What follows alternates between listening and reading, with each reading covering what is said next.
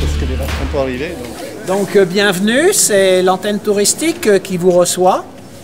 C'est une association, loi 1901. Vous êtes ici sur un marché exceptionnel qui est un des plus grands de France. 1488, le roi de France de l'époque, Charles VIII, autorise le seigneur de Saint-Christophe à tenir foires et marchés. 3 par an. Mais en 1627, Louis XIII va confirmer cela et on aura le droit de le tenir de façon hebdomadaire. Voilà. Cette autorisation, elle est donnée au seigneur de Saint-Christophe qui était le seigneur de Tenay. Les gens qui sont de l'Ain, vous connaissez une ville qui s'appelle Tenay dans l'Ain, ben c'est affilié à cette famille-là. Quand vous êtes arrivé, vous êtes dit, ils sont 500 habitants, vous voyez, on est 500 habitants. Ils ont une sacrée rue, ils ont fait des Champs-Élysées, ces burdins. Hein? Eh oui, on a une rue de 16 mètres de large et de plus d'1,5 km de long. Pourquoi? Parce qu'en réalité, le château du Seigneur, il était dans ce que j'appellerais le bas du bourg. Et le Seigneur, il a fait faire devant ce château une belle allée, comme devant tous les châteaux. De chaque côté de cette allée, c'est là que se sont installées des maisons de commerce, d'artisans, de commerçants, de domestiques, etc. Ce qui a créé ce village-rue, c'était bordé d'arbres, des ormes. On tirait des cordes entre les ormes et on y attachait les bovins. Le premier marché, c'était la rue. On avait tous les jeunes bovins. Et les années 60, 70, 80, ça a été les plus belles années du marché de Saint-Christophe. On avait cette halle, plus une deuxième qui avait été faite ici. Elles ont été couvertes à la fin des années 70. Sur ces 2 halles, tenaient quand même un certain nombre d'animaux. De mai à fin novembre, il y avait tout le temps, chaque jeudi, parce que c'était le jeudi, de 2000 à 4000 animaux. 100 000 par an. Le record, 120 000 pour une année. Le record d'un jeudi, 4600 et quelques bovins.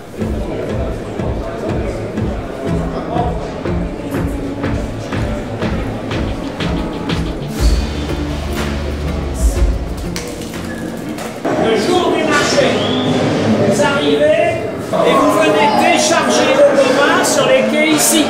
Et là, vous n'avez plus à vous en occuper. Vous avez face à vous le stockage des animaux, sur les quais de débarquement. Le marché s'occupe des bovins, il devient donc responsable des bovins.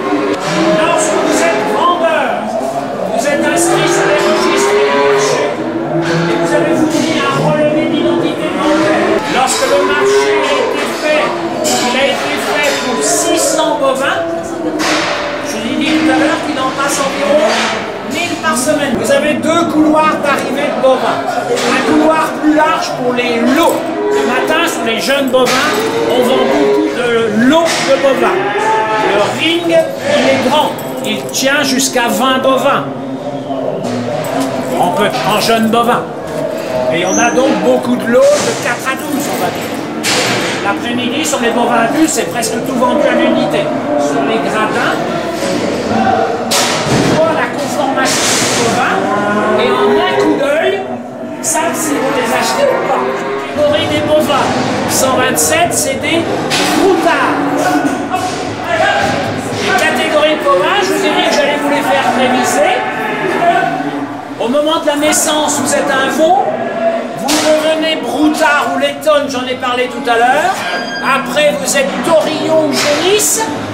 Vous êtes exceptionnel, du steak plein les fesses, vous êtes culard mâle ou culard femelle, vous êtes génisse de plus de 24 mois parce que vous avez vieilli et que vous n'avez pas rencontré le taureau, puis vous avez les vaches de moins de 5 ans, les vaches de plus de 5 ans, vous avez un peu particulier la vache suitée.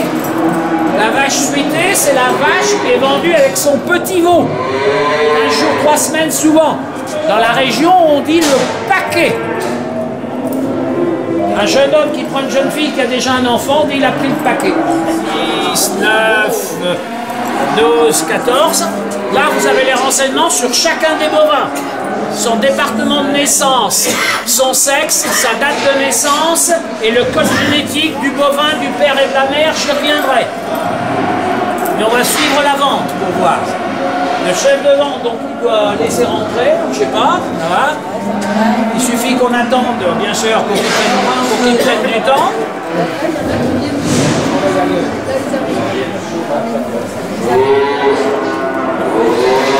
Alors le code génétique, quand je disais, bon, là on n'a pas de chance, c'est pas des bons bovins, ils sont pas 38.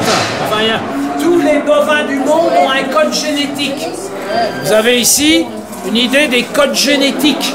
Le meilleur code génétique du monde, c'est le 38 charolaise. Au hasard, voilà. Donc là, il n'y a pas beaucoup de charolais, malheureusement, on a de moins en moins. Donc ça sera le prix d'un bovin. L'acheteur, il sera obligé d'acheter les 18. Donc il fait déjà une belle dépense. Hein. D'accord. Donc là, ça monte bien. Des assez bons bovins, un joli lot. 4 € le kilo, c'est très bien. Vous le rappellerez, je vous dirai pourquoi ça descend. Alors ça descend. Ouais. Donc là, la vente continue. Là, il va s'arrêter, à mon avis. Non, il y a quelqu'un qui a rappuyé. Là, il y a quelques personnes qui se disputent le lot. Hein. Elle est recherchée. Vous avez de la chance, vous, dites-donc. Déjà, même matin, on a le temps. Hein, c'est bien, c'est la première fois que je montre ça à mes visiteurs. Chez eux. Ouais, là, ça a été filmé dans la ferme hier ou ces jours. Non, à mon avis, c'est le directeur qui l'a filmé.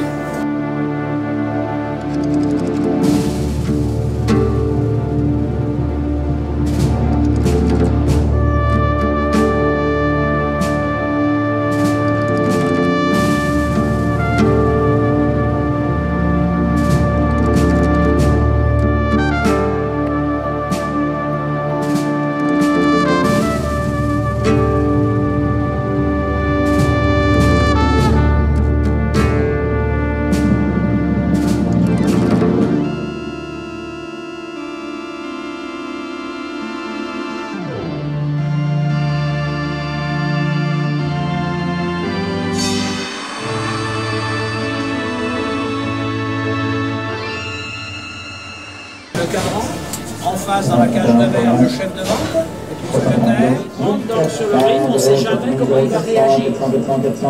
C'est un stress pour eux.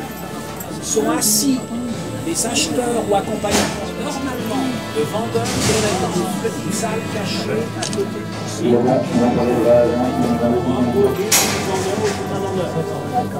D'accord.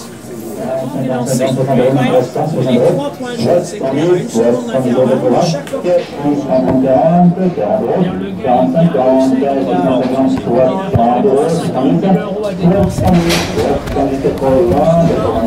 Il sait qu'il en est dans ses achats le matin.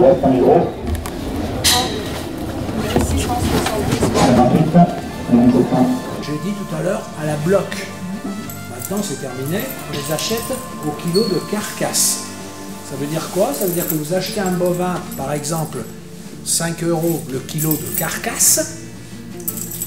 Le chevillard en question, il emmène le bovin à l'abattoir, c'est ce qui est illustré par ce panneau là à gauche.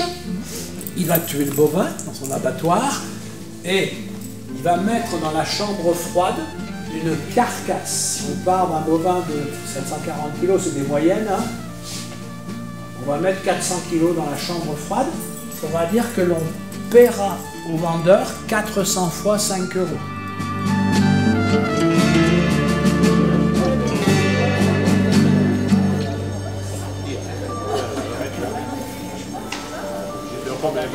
Ils sont 18 et 4, même pas 4.